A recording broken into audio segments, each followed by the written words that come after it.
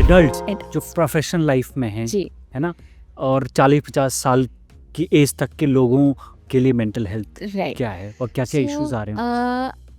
उनके साथ in general अगर पीछे कोई मेजर ट्रॉमास या प्रॉब्लम्स नहीं है तो यूजुअली आप एक्सपेक्ट करते हो कि 20-25 तक आके आपका एक थोड़ा सा करियर में स्टेबिलिटी आ गया है, रिलेशनशिप ठीक ठाक है, तो आप ठीक ठाक निकल जाएंगे, क्योंकि वो उस पीरियड में आपका कोई ना कोई एक गोल बना है, चाहे वो करियर का है या हाउस वर्क का है, कुछ भी है।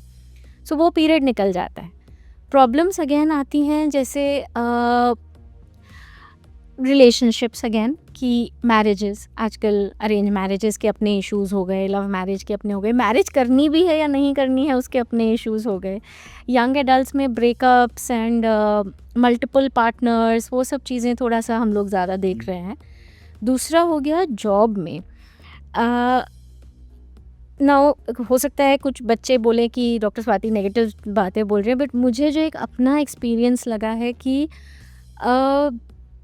लोगों में थोड़ा सा पेशेंस कम हो गया है। तो अब जॉब है, मान लीजिए जॉब में या परिवार में ऊपर नीचे होगा, क्रिटिसिज्म भी मिलेगा, इन्वायरमेंट में आपको नेविगेट भी करना पड़ेगा। यंग एडल्ट्स आजकल उस चीज़ के लिए बहुत तैयार नहीं होते हैं। उन्हें लगता है कि नहीं, जॉब बहुत अच्छा होना चाहिए, हम बोर हो गए तो जल्दी जल्दी जॉब स्विच करना, या जॉब में रिलेशनशिप्स इस्टेब्लिश करने में दिक्कत होना। सो वो कुछ इश्यूज़ हमने देखे हैं। मैरिज हो गई आपकी, अगर मान लीजिए जैसे पर्सनल लाइफ में जो इश्यूज आ सकते हैं वो ये हैं कि अगर आप जॉइंट फैमिली में रह रहे हैं, ऑल्दो आजकल बहुत कम हो गया है, तो नेविगेटिंग बिटवीन अपने पार्टनर और पेरेंट्स के बीच में नेविगेट करना कि कितना फ्रीडम चाहिए, कितना हमें कॉम्प्रोमाइज़ करना है, कितना वो लोग कॉम्प्रोमाइज़ करेंगे। और अगर आप अकेले रह रहे हैं, सो पार्टनर्स में आपस में कि माई वे और हाईवे जिसको कहते हैं ना, कि या तो सुन लो, तो वो जो एडजस्टमेंट वाला चीज़ होता है, जैसे मेरी मदर कई बार बोलते हैं कि तुम लड़कियां भी आजकल बोलती हो मैं क्यों एडजस्ट करूं, एंड विच इज़ राइट, वो हम लोग भी करते हैं कि मैं क्यों एडजस्ट करूं, मैं भी तो जॉब कर रही हूँ, मैं भी तो कमा रही हूँ। तो एक वो कॉन्सेप्ट थोड़ा सा ज़्यादा इश्यूज़ क्रिएट कर देता है मैरिज लाइफ में। फिर अगेन अगर आप अकेले रह रहे हैं, मान लीजिए दूसरे शहर में विथ योर पार्टनर रह रहे हैं, बच्चा हो गया, कहते हैं takes a village to raise a child, एक गांव चाहिए होता है बच्चा को बड़ा करने के लिए। सपोर्ट सिस्टम्स कम हो गए सिंगल हैं, पेरेंट्स जो हैं, सिंगल या- पेरेंट्स है हो ना, गए हैं। वो उनको भी बहुत जी सारी समस्याओं का जी क्योंकि जी, आजकल नाना नानी दादा दादी साथ में नहीं रह रहे हैं, तो बच्चे को रेज करने में बहुत बहुत मुश्किल होती उसकी है, वजह से क्योंकि हम कई बार हॉरर स्टोरीज सुनते हैं कि नानी के साथ कोई प्रॉब्लम हो गई या कुछ। सो वहाँ पे किसी एक पार्टनर को अगर जॉब छोड़ना पड़े तो उसके अपने स्ट्रगल्स होते हैं, या आप हमेशा बच्चे को किसी ना किसी वो हाउस हेल्प या किसी के पास छोड़ के जाएंगे। सो वो थोड़े से स्ट्रगल्स देखे गए हैं, बट इन जनरल अगर पहले की लाइफ स्टेबल है तो एडल्टहुड आपका फिर भी रीजनेबली ठीक एक निकल चीज़ मैं जाता इसी है। में जोड़ के पूछना चाहता हूँ कि जो एडल्ट्स हैं उनका ज़्यादातर टाइम जो है वो अपने वर्क स्पेस पे बीतता है, वर्क प्लेस, और इस पे बड़ी डिबेट होती है कि वर्क आवर कितने हो, ऑफिस का एनवायरनमेंट कैसा हो, टॉक्सिक तो नहीं है।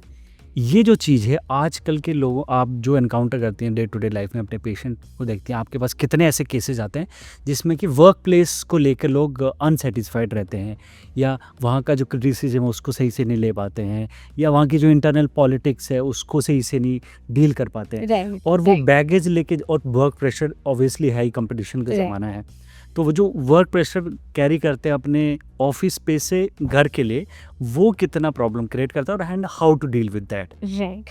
सो मेरा थोड़ा सा इसमें जो जैसे आपने ना कितने लोग, वो थोड़ा सा सैम्पल काइंड ऑफ बायस रहेगा, क्योंकि क्या होता है कि मेरे पास ऑब्वियसली जो लोग आ रहे हैं वो अलग मानसिक रूप से परेशान हैं, चाहे वो डिप्रेशन हो या एंजाइटी हो। तो हमें पता है कि मानसिक बीमारियों में स्ट्रेस के साथ जूझने की क्षमता और कम हो जाती है। सो ऑब्वियसली फिर मेरी पॉपुलेशन में ज़्यादातर लोगों को स्ट्रेस, ऑफिस से रिलेटेड स्ट्रेस ज़्यादा महसूस होता है।